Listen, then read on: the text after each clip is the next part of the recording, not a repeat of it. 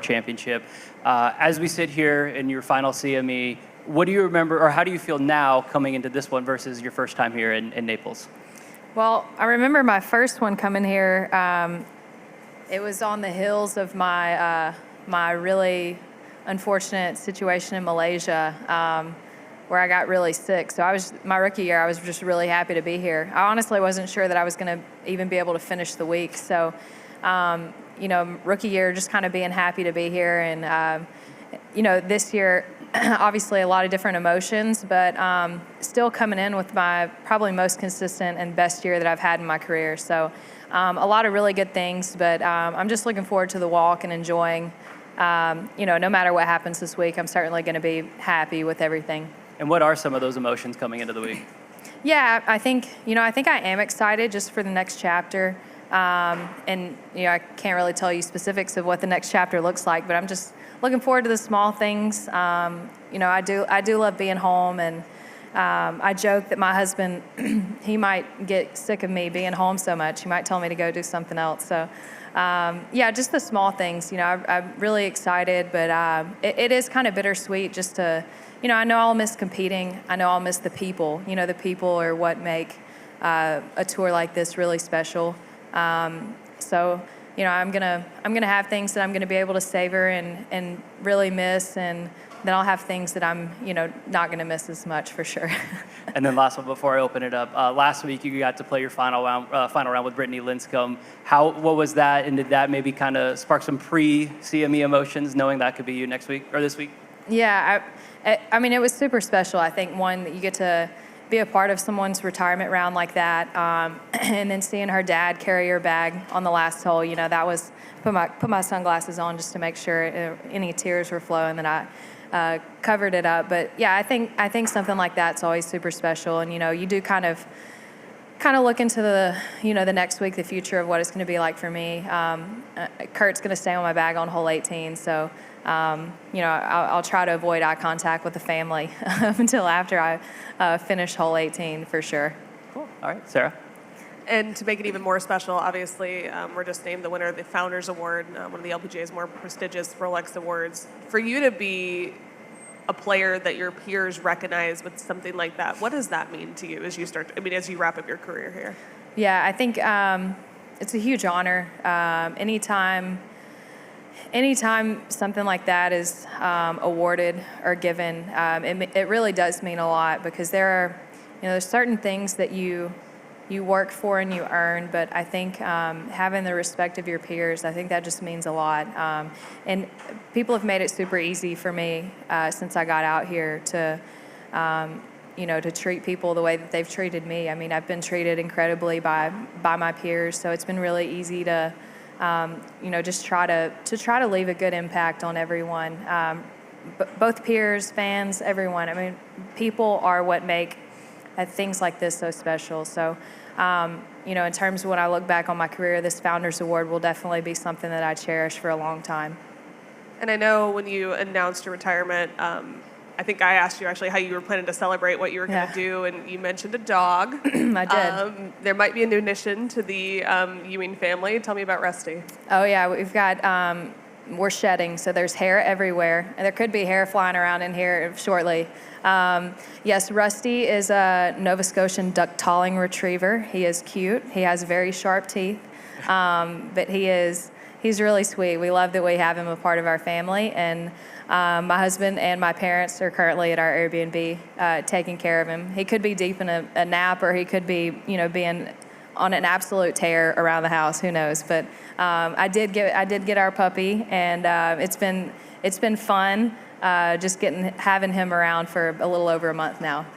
And then last one, more serious. For when you look ahead to next year, golf's not going to be as big a part of your life as it has been. What are you most excited for in this next chapter?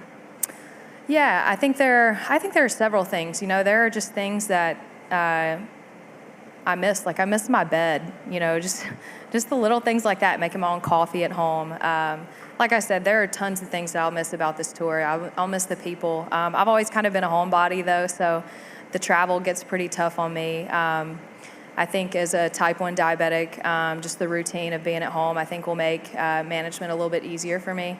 And then, there's the part, if we're blessed to have kids down the road, starting a family, that's something that we're definitely looking forward to. Steve? How engaged are you now with the Mississippi State women's golf program, and how is that likely to change? Well, I'm as involved as the girls want me to be, and as Charlie will allow me to be. So I don't really overstep or anything like that. But I do like to just pop my head in, and if I can contribute in any way to practice ideas, or I don't think I'll hesitate to go play 9 holes with them on occasion, if weather permitting. Now that I have control over when I play, I'll definitely be a fair weather fan. But yeah, I think to be a part of golf. I mean, I love the game, and the more that they want me to be involved, definitely I'll jump in and lend a hand. But it'll be completely up to them. Nick? Ally, have you let yourself think about what Sunday might feel like? Sorry, say that again. Have you let yourself think about what Sunday might feel like? Yeah, in some regard, like I've thought about it in terms of, who all is going to be here. I've got a lot of family that's come in to support me, so I'm sure it'll be bittersweet. I'm a pretty emotional person, so I've handled it really well through the year, so I don't know if I've just done a really good job through the year. But I've also known, I think what's been weird is I've known since the very beginning of the year that this was it for me. So, I've had these moments throughout the year. I looked at my caddy at the U.S. Open first round, and I said, this is my last U.S. Open. So, I don't say that to put pressure, but, let's just go enjoy it. Let's make the most of it. And I had my best U.S. Open finish. So I'm not saying that that'll be the same as here. It's certainly way more towards the end of the book. But, I'm sure I'll be overcome with emotion at some point. But, too, I think, there's just, for me personally, there's just so much more to life than golf. So even though that door is closing and I'm moving on in life, I'm going to be sad, but I'm also, I'm also looking forward to that next chapter. Last week, slow play popped up a little bit. Do you think that's an issue on LPGA? I mean, I certainly think it can be. Now, next year, I'm going to be hopping in a golf cart. I'll be zipping around in my retirement. But I'm sure it's always been a topic of conversation since I've been on tour. So I do think with some players it's an issue. You've got your fast players, and we all know who those are. I don't have any answers, but it definitely is hard. It's hard to play with at times, and then I'm sure it's super hard for the rules officials because they're just, I'm sure every year at the end of the year they are like, how are we going to make this better? So, people are playing for their livelihood, so I get it why people take their time, but I think there is a line that we've got to draw. This year, with Nelly playing well, with an increased interest in women's sports, with the interest in Caitlin Clark, you could say there's an opportunity for the LPGA to maybe grasp that moment and kind of ride that wave and even go past that. Do you think the tour did that? In terms of, sorry, I'm not sure I fully understand. Yeah. In terms of increasing interest in the tour and getting more eyeballs on women's golf, do you think that was captured?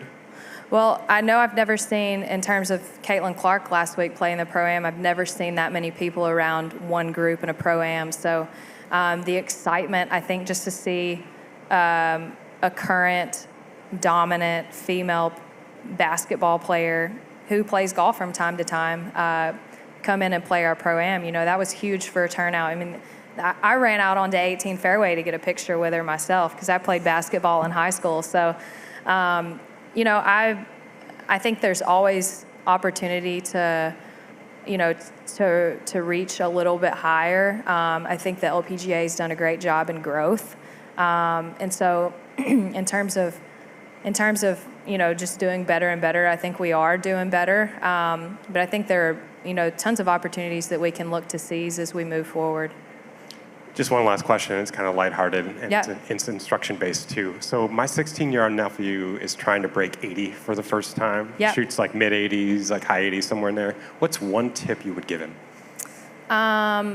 my tip would be go to a tee box that makes that realistic.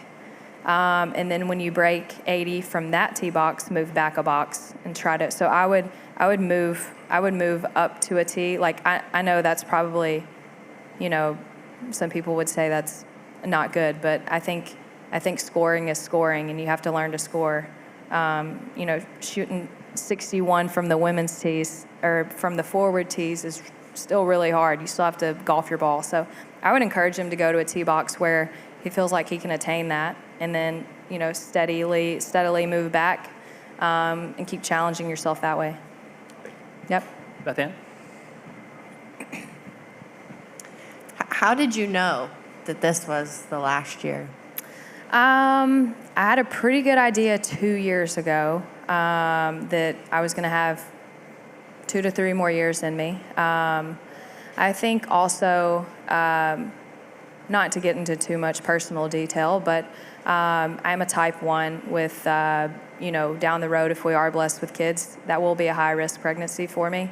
And I'm 32 now, so I'm not the youngest player on tour anymore either. So, you just put a lot of things to the equation, and this was just the right timing for me. And I wanted to, when I looked at my career, I wanted to play good golf as I finished my career. Like, I didn't want to kind of, just fizzle out. So, fortunately, knowing this year was my last year, I've played some of my best golf.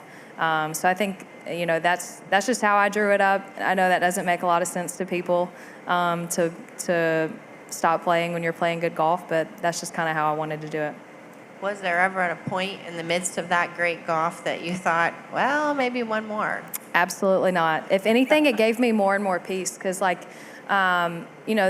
better I played, and really, too, Solheim was high up on that list on being on that team, and then I knew that was my last Solheim, and being able to finally win one, that was really special, too. So, I never looked at my family or my husband at any point in the year and said, I don't know. They kind of would poke at me a little bit, but I knew. And I've had peace all through the year, so that's what's been, even more solidified my decision. And then one last one. It's been a long time since someone's dominated the LPGA with 7 wins. What makes Nelly Korda special? Well, I think winning is hard in general, but to do it 7 times in 1 year is just, that is just absolutely incredible. So to have the consistency, did you win 6 in a row at the beginning of the year? 5 in a row with a major championship in there. So it's unbelievable golf. It's been, as a teammate, it's been a lot of fun to join her on Solheim Cup teams, and it's great for the game. I don't know if everyone on tour would say that, but it's pretty incredible to see someone dominate like that. And then you throw Lydia's year on top of that too, to have 2 players that have played such great golf. It's been fun to, I think even just be a part of it. And I think the main thing we're finding out is Florida golf seems to be pretty hard to take away from Nelly. So she's played a lot of good golf in a lot of different states, but it seems like Florida, she holds down pretty good. Just one last one for me. As you look back on your career, do you have a few moments in that time that you'll cherish and always remember? Obviously the wins are pretty special, and I think they're really easy for me to remember because the first one was on my birthday. The second one was on my husband and I's first anniversary. And then the third one, it's kind of sad that the date is that memorable, but September 11th. 3 dates that I'll always be able to remember. And then you've got, Solheim Cup weeks are just the best weeks that there are. Even the 3 that I was a part of that we lost, those weeks are just incredible weeks. I love team atmospheres, and, I certainly love competing as an individual, but when you get a group of people together that are working towards a common goal, that's just so unique, and wearing the red, white, and blue for your country, until, I'll say that forever, just how special those weeks are. So, I could bore you to death with a bunch of different random things from my entire career, but I think really to cap it off this year, to be receiving the Founders Award, when Vicki called me and told me that I had been voted on by my peers to receive that, you know, in the gist of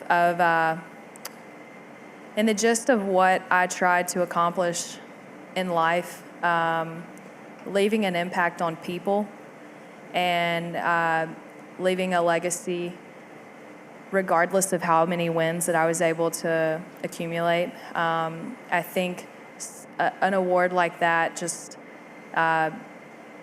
it just really means a lot to me to know that how you treat people really does, it goes a long way. And regardless of how many wins I were to have at the end of my career, people will always remember how you treated them.